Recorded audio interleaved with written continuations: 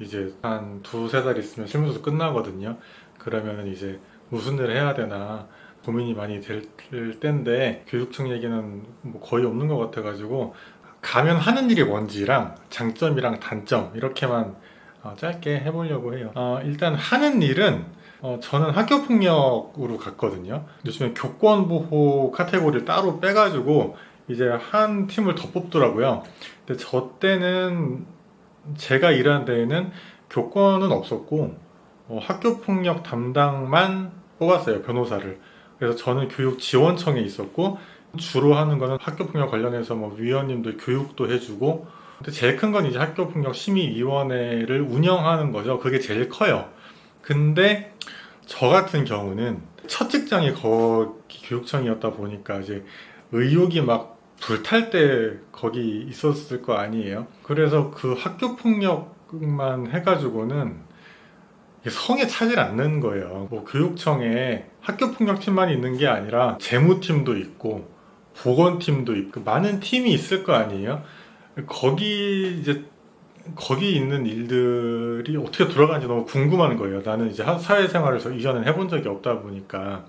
그래서 뭐 조금만 도와달라고 이제 처음엔 조심스럽게 오시잖아요. 왜냐하면은 내가 안 해도 될 일을 부탁하러 오는 거니까 처음에는 엄청 조심조심 이렇게 오세요. 처음에는. 또 공무원 사회에서는 내 일이 아닌데 누가 하라 그러는 걸 별로 안 좋아해요. 그래서 처음엔 조심스럽게 오는데 그때 하기 싫으면 안 한다고 하면 되는데, 저 같은 경우는 학폭 일만 해가지고는 너무 성이 안 차다 보니까 막 다 한다고 했어요. 막 뭐라도 하나 더 보려고.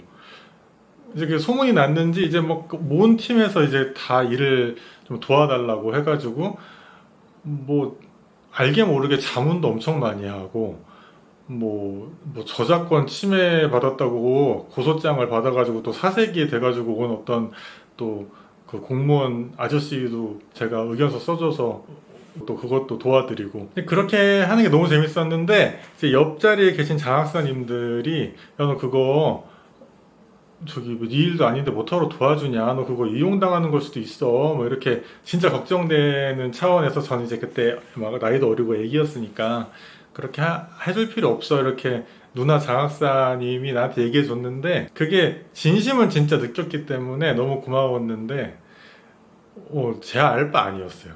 전 그냥 다양한 일을 해보고 싶었어요. 학교폭력 일만 하는 게 아니라. 근데 아무튼 주된 일은 학교폭력이고요. 운영하는 거예요. 그래서 처음에 이제 뭐 사건이 최초 발단됐을 때 뭐 담당 선생님이랑 얘기해가지고 항상 비하인드가 있어요. 학교폭력은 비하인드가 항상 있기 때문에 그 비하인드가 뭔지, 또 숨어있는 갈등 구조는 뭔지 한번 얘기 들어보고, 그 다음에 또 뭐 서로 맞학폭 거는 경우도 많거든요. 그리고 관련 학생이 막 10명, 20명씩 막 딸려 들어올 때도 있어요. 그러면은 이 많은 애들을 다 어떻게 정리할 건가. 저 때는 학교폭력 양상이 어땠냐면은 누가 한 명을 괴롭히면은 그거를 막 이렇게 찍어요. 핸드폰으로 찍는 문화가 있었던 것 같고, 그리고 그렇게 애들이니까 뭔지 몰라서 이렇게 궁금하니까 구경을 하잖아요. 그럼 걔네들도 다 일단은 가담학생으로 걸려 들어온단 말이에요.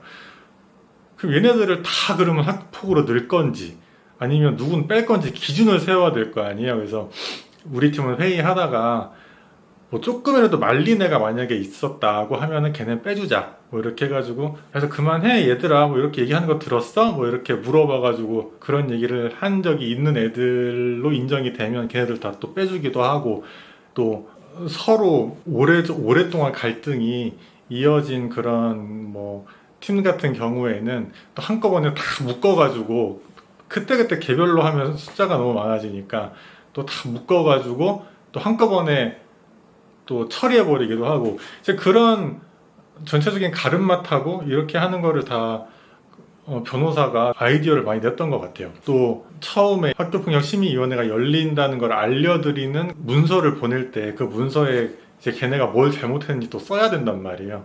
그러면 그런 거 쓰는 것도 문구 하나만 잘못 써도 또 민원 전화 장난 아니기 때문에 피해 주장 사실을 다 담되 굉장히 정치하고 드라이한 어조로 쓰는 게 굉장히 중요하고, 그 다음에 이제 심의위원회가 끝난 다음에 회의록을 기초로 해서 교육장님의 처분을 또 초안을 잡는 거, 또 변호사의 몫이었어요. 그 다음에 심의위원회 직접 참석도 하고. 근데 심의위원회는 이제 한번 열리면은 이제 재판 같은 경우는 재판은 종료를 일단 내놓고 막상 재판 출석해서는 그냥 이제 오래 안 걸리잖아요. 근데 학교폭력 심의위원회는 한 1시 반에서 2시쯤 시작하면은 한 4시간은 기본적으로 했고요. 관련 학생 많은 사건 같은 경우에는 8시, 9시 넘어서 끝나는 경우도 많았어요.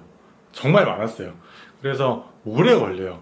그냥 다 불러서 현장에서 얘기를 직접 다 들어보는 형식으로 진행되기 때문에 굉장히 오래 걸립니다. 그 다음에 학교에서 말 안 들으면 또 그 징계위원회 열려가지고 또 이제 도교육청에서 얘네를 뭐 퇴학시킬지 뭐 어떡할지 정하는 게 있어요. 그 의견서도 교육지원청 변호사한테 쓰라 그래요. 그래서 뭐 퇴학은 너무 과하다 뭐 이렇게 의견서 쓰면은 반영되기도 하고 생각보다 조그만 교육지원청에 있어도 권한이 좀 있었던 것 같아요. 본인만 적극적으로 달려들면은 그 교육지원청 안에 모든 팀의 자문을 다 물어보기 때문에 정말 색다른 경험도 많이 할 수 있어요. 근데 이제 그런 게 싫고 뭐 당장 뭐 내가 뭐 너무 바쁘고 나 오지랖 부리기 싫다 그러면 안 하겠다고 하면 돼요. 장점은 뭐냐면은 공무원들이 굉장히 똑똑해요. 그래서 그 똑똑한 공무원들이랑 팀을 이뤄가지고 그 선수들이 어떻게 일을 하는지 또 그 공무원 사회 기본적으로 어떤 성질을 가지고 돌아가는지 이런 거를 옆에서 지켜볼 수 있기 때문에 그런 경험을 가지고 있으면은 경찰 조직이랑 뭐 검찰 조직이랑 교육청 조직이 기본적으로 성질이 완전 다르지만은 이렇게 법무법인에서 일을 할 때도 어떤 현상을 보면은 아 쟤네가 왜 저러는구나 이런 거를 그래도 어느 정도 짐작은 할 수 있어요. 그런 거가 좀 도움이 되고 그 다음에 또 교육청에서 학교폭력 업무를 하다 보면은 중립적인 위치에서 판단을 하는 일도 하고 또 뭘 잘못했는지 캐물어야 되는 그러니까 여기로 따지면 어떤 수사기관의 역할을 하기도 하고 이제 그런 입장에서 생각을 계속 하게 되거든요. 위원님들이 이제 엄청 고민 때리면서 어떻게 판단해야 되는지 모를 때는 또 저 야근하고 있는데 불러가지고 이거 어떻게 해야 되냐 이런 상황인데 뭐 그럼 잠깐 뭐 쉬었다가 경찰을 조사 뭐 끝날 때까지 기다렸다가 해야 되냐 뭐 증거 관계는 뭐 이 정도밖에 안 나왔는데 이걸 사실 인정을 해야 되는 거냐 말아야 되는 거냐 이런 거를 이제 불러다가 막 엄청 물어보거든요. 그러면은 그때 중립적인 입장에서 생각하는 훈련을 계속 하게 될 수밖에 없어요. 그런 훈련을 계속 하고 나오면 변호사 일을 할 때도 이런 식으로 말을 해버리면 수사기관한테 비빌언덕이 될 수도 있겠다. 이런 식으로 얘기하면은 판사가 끝까지 고민하지 않고 맘 편히 죄를 인정해버릴 수도 있겠다. 이런 감각이 생겨요. 그런 게 좀 좋을 수 있고요. 그 다음에 이제 이제 로펌 오면 이제 의뢰인 상대하고 뭐 사람 상대하는 게 조금 힘든 편인데 교육청에 있으면은 민원 전화 많이 받거든요. 이제 그런 게 훈련이 돼요. 사람들이 왜 불안해 하는지, 어떻게 하면 그 불안이 해소가 되는지 이런 거를 또 연습을 하게 되니까 깨우치게 되고 또 그런 게 나중에 변호사 일을 하거나 나중에 뭐 개업을 하더라도 도움이 무조건 된다. 단점은 월급이죠. 한 3분의 2밖에 안 돼요. 뭐 안 되기도 쉽고 한 2분의 1에서 3분의 2 사이 정도 돈 받는 게 조금 이제 아쉬울 수 있고요. 그 다음에 이제 교육청 같은 경우는 이제 변호사는 타인이에요. 외부인이에요. 그러니까 로펌 같은 경우는 변호사 위주로 굴러가잖아요. 근데 교육청 같은 경우는 그 주인공은 장학사님들이기 때문에 변호사 위주로 굴러가는 조직이 아니에요. 그러다 보니까 약간 소외감을 느낄 수도 있지만 그런 걸 별로 신경 안 쓰는 사람들한테는 오히려 너무 편할 수 있죠. 내일만 똑바로 하면 되니까. 그래서 뭐 그건 이제 사람에 따라서는 뭐 장점이 될 수도 있고 단점이 될 수도 있고. 다음에 뭐 사람들에 따라서는 이제 재판 경험 같은 거를 많이 이제 겪지 못하는 거에 대한 공포가 있을 수도 있거든요. 저 역시도 그랬으니까. 나와 보니까 오히려 거기서 공무원들의 어떤 그 공무원들은 문서를 대충 안 써요. 이렇게 막 그 딱 그 정해진 서식이 있고 그 서식에 맞게 이제 써야 되는 그런 게 있기 때문에 오히려 거기에 맞게 서면을 쓰다 보면은 더 뭔가 구조화되게 서면을 더 쓰는 연습을 오히려 하게 되고 그 안에 있어도 뭐 행정 심판이나 이런 거는 무조건 하게 돼 있고 그 다음에 저처럼 조금 열정이 과도해서 오지랖을 부리면은 뭐 민사 저작권 관련한 의견서도 계속 써낼 기회가 있고 행정심판이나 행정소송 때문에 뭐 직접 출장을 간다거나 하는 기회도 물론 로펌만큼 많지는 당연히 않지만 그래도 어느 정도 어떻게 돌아가는지 볼 수 있기 때문에 그 경험의 결핍을 너무 두려워할 필요는 없을 것 같아요. 그리고 뭐 그 외에 이혼이나 이런 뭐 다른 쟁점 뭐 소송물 이런 사건도 사실 그때그때 공부해서 하는 거기 때문에 그거를 뭐 교육청 들어간다고 다음 일할 때 뭐 방해가 된다거나 그런 건 전혀 없고요.